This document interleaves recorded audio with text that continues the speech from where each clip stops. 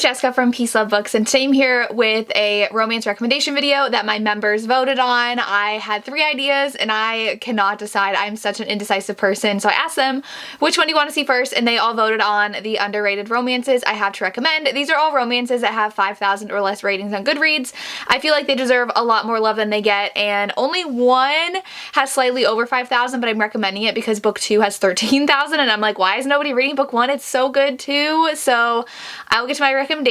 But do you like my sweatshirt? So it is so cute. It's Grogu. I got this from Kohl's. It was on clearance and ended up being $5 because it was like on sale on clearance, and I had a $5 off coupon because I returned something from Amazon. So my sweatshirt was basically free and I love it. He's super cute, so I just wanted to show it off because it's my first time wearing it. But I will go ahead and get to my recommendations. I have realized I've been reading a lot of really popular romances lately, and the ones I love are already like super hyped, so I'm trying to make it a priority to read not as hyped romances this month. But we'll see if I do it. So I will go ahead and get to my recommendations. So some of these are by actually popular authors. So the first one is The Rivalry by Nikki Sloan. This one has 3,500 ratings on Goodreads, but I really loved it. It is a football romance, and now I am from Ohio. I live in Columbus. I'm a huge Ohio State fan. I did not go to Ohio State, but I've been raised as an Ohio State football fan. And so this one is a rivalry romance, obviously by the title, between an Ohio State cheerleader and a Michigan football player. And if you do not know, that is like one of the biggest rivalries in football.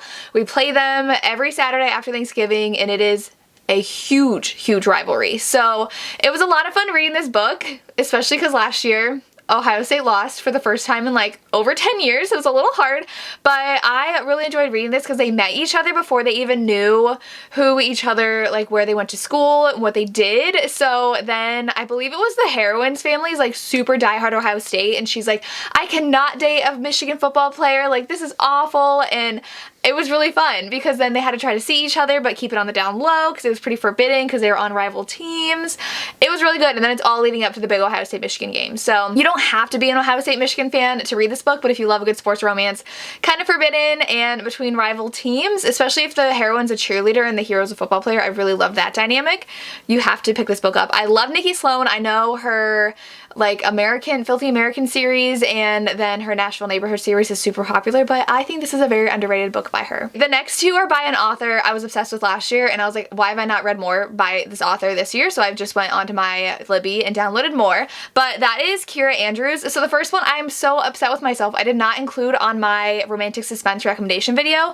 I recently did that video and forgot to include this. It's Ends of the Earth, and this is by Kira Andrews. This one, they're both MM that I'm going to recommend. Kira Andrews, I have only read MM romances from. I don't know if she's written any other ones, but this one is a single dad and it's super cute. And the other one, I believe he was a park ranger, which I love those kinds of romances. And so the single dad is really struggling money-wise. He just gives everything to his daughter and raising her, and they're going camping because she's always wanted to do that. He doesn't really know what he's doing, and the park ranger hero comes across them and like is instantly smitten with the single dad, and he keeps on coming around to help them. But then there's I don't remember what he was, if he was a serial killer or like an escaped convict, I don't remember.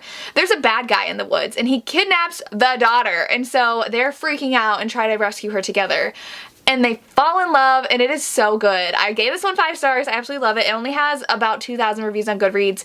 I think Kira Andrews deserves so many more reads. I love her books. Thank you to Desiree from Genki Reader for recommending this author to me because I love their books. The other one that I love, I've talked about a lot more, is Reading the Signs. If you can't tell, I love a good sports romance, and this one is a baseball romance, and it is MM, and it is fantastic. One is a catcher, and he is older, and he has been on the team for a long time. The other one's a pitcher, and he has kind of had a crush on the catcher because the catcher, I believe, is his brother's friend. So like growing up, he was around, and he was always like infatuated with him, but it was just like too much of an age gap, and he was too young. But now he is new on the team, and he is the new pitcher, and they have to work closely together because one's a catcher, one's a pitcher, so they're with each other all the time, and it's their romance, and it was so good. I was obsessed with this. I love when they're teammates and they get together. It's just so good. I have another MM sports romance on this list. I love them, and this one is baseball, which I love, and I just love how he had like an unrequited crush, but then now it turns into something more, and it's so good. I really love this one. The next one is one I was shocked when I looked how many ratings it has. It is A Wilderness Within by Emma Castle. It only has, I think it's Emma Castle. I always get these names confused. I think it's Emma Castle. If I'm wrong, it's right here, but it only has 400 reviews on Goodreads. This one, though, is kind of weird to read now because it is post-pandemic, and so everyone's dead. It's wiped out like 90-something% of the population, and our heroine has been surviving on her own, and then our hero, I believe, worked with the Secret Service, so he was like with the president and like people died. So now he's trying to escape and survive on his own, and sees her at a like convenience store that she's trying to like get food from, and then they end up surviving together. I had a lot of fun with this. I really do love a wilderness survival story. I don't love post-pandemic ones because it just felt very weird reading this. It came out before COVID happened, and I just don't love reading something that is so close to what could be true.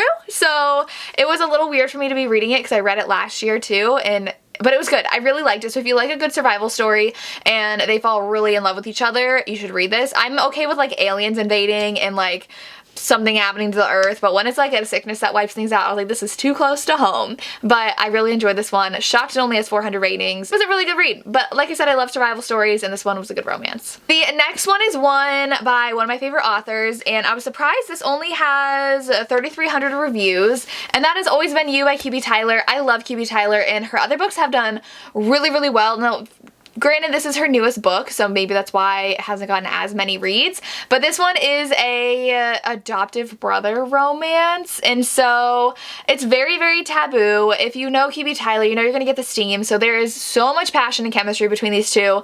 A lot of it has very steamy scenes, and so it's just very taboo though, because he is part of the family that she was adopted into. She's always had this crush on him, and her parents know she's had this really strong obsession and bond with him, and now I believe she's in college and it's like winter break and they're getting together. So it's very, very fun. I really enjoyed this one. It is QB Tyler's newest, like I said. I'm super excited for QB Tyler's new book after this. I just think QB loves to write a very good taboo steamy time, and that's what this is. The next one I'm shocked by because I feel like everybody on BookTube has been talking about this book and this author, but then I'm like, okay, maybe it's just my friends and we've all read it and like not a lot of other people have.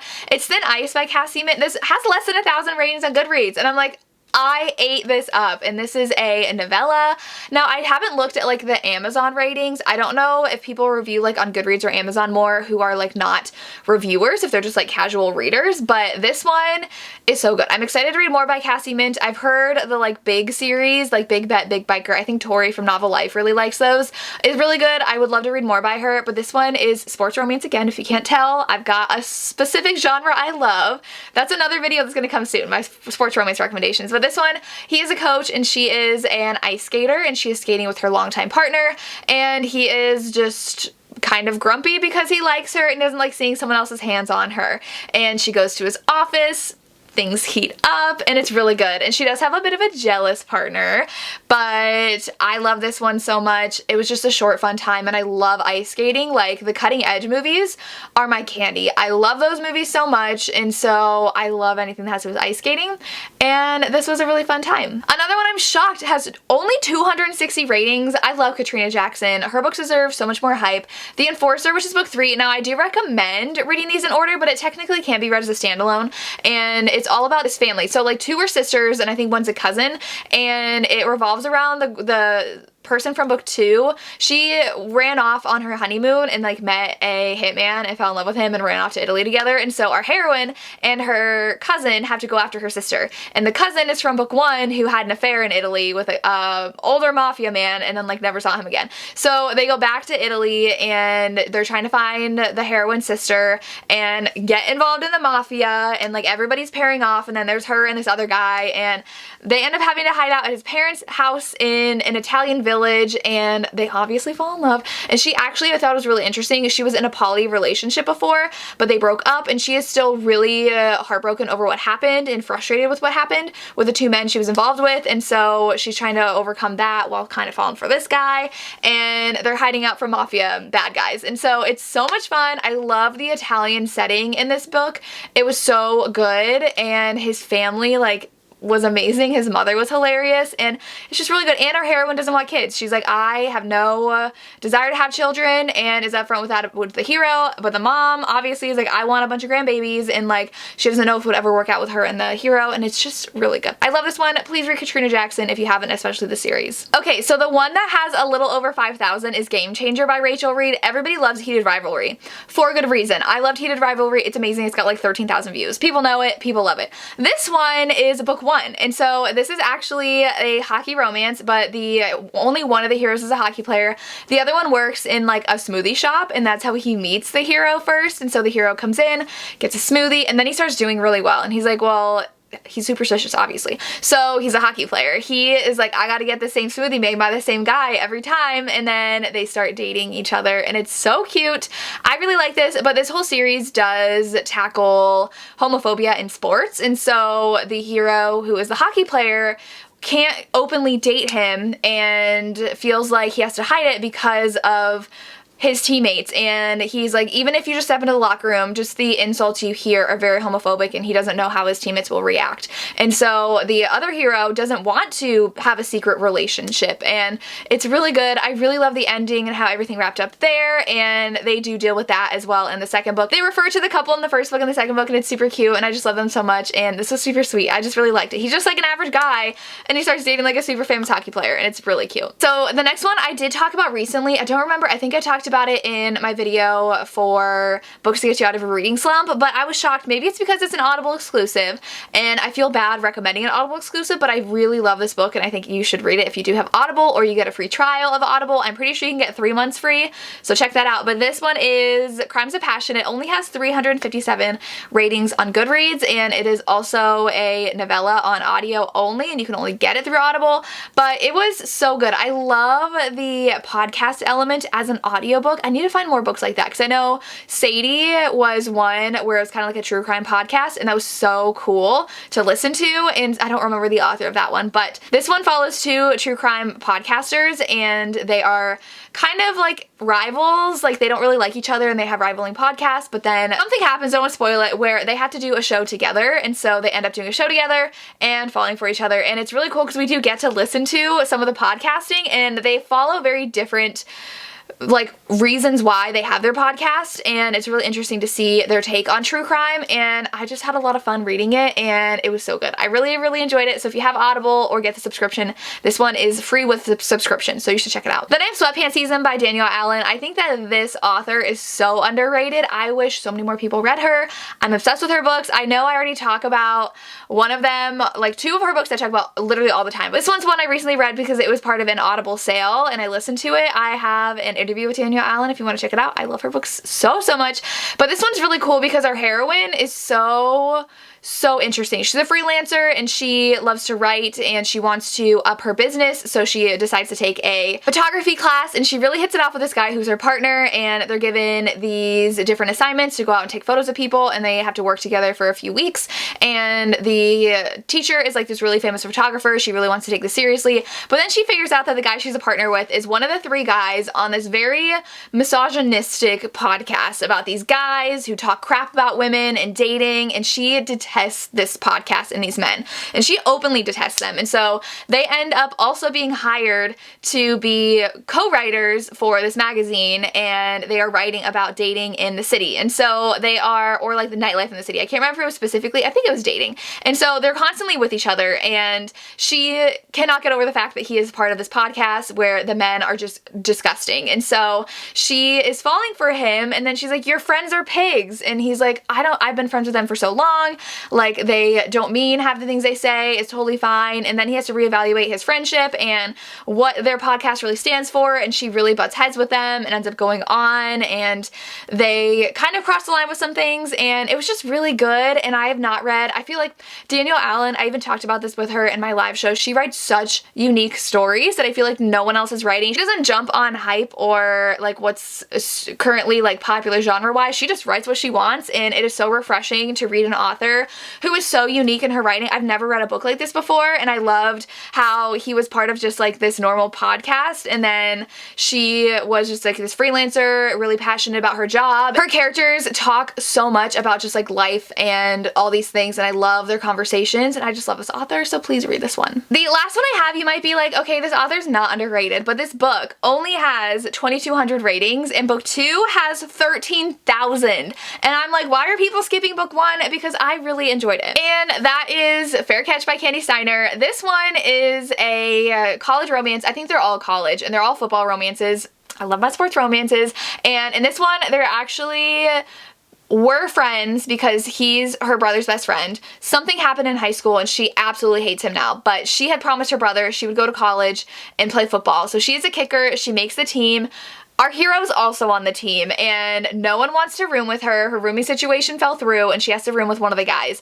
Zeke volunteers. He's like, I'll room with her. So now they're roommates, and then she is also getting into a really bad mental block in sports, which I really loved following because I've been an athlete all my life, and I'm not like competitive now, but I do run a lot, and sports are very, very mental. You can really get in your head and not perform well, and the only thing standing in your way is your mental health.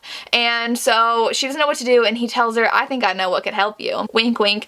And so the story goes on from there, and she still is really mad about him, about what had happened in high school, but she's still super close to their brother. She's still playing football. I really enjoyed this book. I really loved following a female athlete and teammates. Like I said, I love teammates falling in love. Hero has dyslexia as well, which I really loved. I really loved reading a character with a reading disability as a reading teacher myself, and so I really like that dynamic between them and him opening up about his insecurities about that and his difficulties in school, and it's just really good. I wish more people read this one because I haven't read the second one yet, but this one's still good, so don't skip it. And those are underrated romances that I love that I wish more people read. Let me know if you have any underrated romances you have to recommend to me. I would love to hear, and if you've read any of these, let me know. As always, thank you so much for watching and have a good day. Bye.